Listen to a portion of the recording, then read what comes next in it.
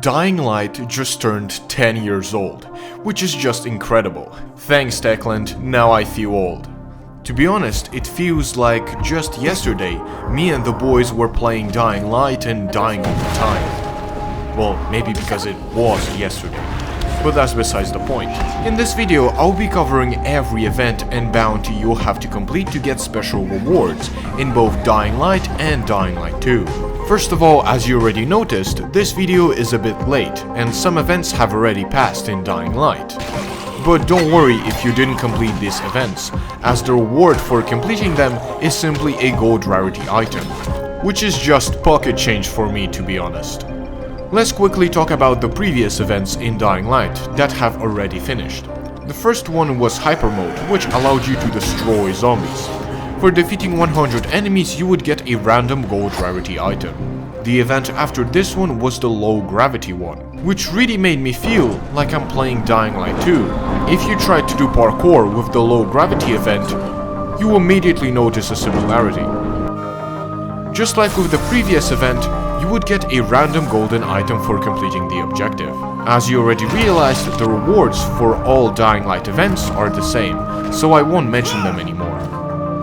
The current event is the Super Crane mode, which makes the protagonist absolutely overpowered, just like in every single one of these events.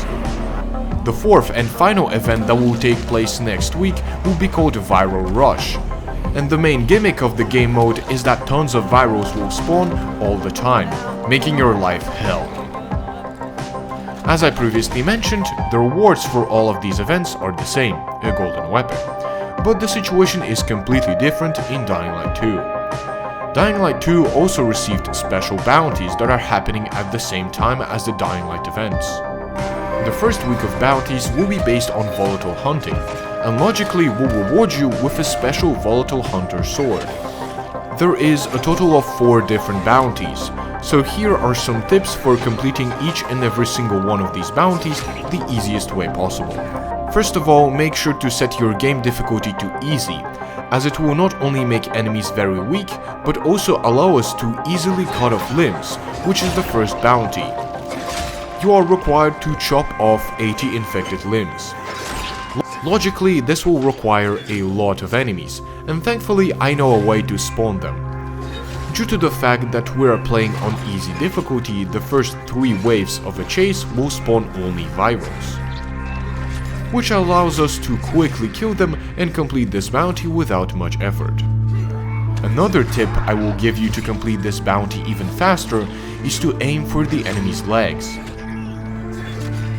Because when attacking the torso or chopping off the head of the undead, it will not count towards your objective. But cutting off legs will always count towards the total of 80 infected limbs. Once you complete this task, don't lose the chase just yet, as it will allow us to complete the 2 other bounties. The first one requires us to kill 4 volatiles. Simply wait until they spawn and obliterate them, and another one called Grave Robber that requires you to loot 140 corpses. Now, thanks to all the virals and volatiles we've killed during the chase, we can easily complete a big portion of this bounty. Of course, I don't expect you to complete all 3 bounties after only 1 chase. For me, it took much longer, but overall I think this is the best and most efficient way to farm these bounties. The last bounties requires the player to travel 4 kilometers by paraglider. This bounty is easy on its own, but there is a way to make it even simpler. The broom item counts as a paraglider, which allows us to fly indefinitely without losing altitude. Furthermore, I recommend that you stay near the ventilators, so you never run out of stamina. This is by far the easiest bounty that took me only a couple of minutes to complete. Of course, this is not all, as there are 8 other bounties, but they will be available only next week, so I can't even see what they require you to do. But don't worry, as I will release guides on these bounties when they become available.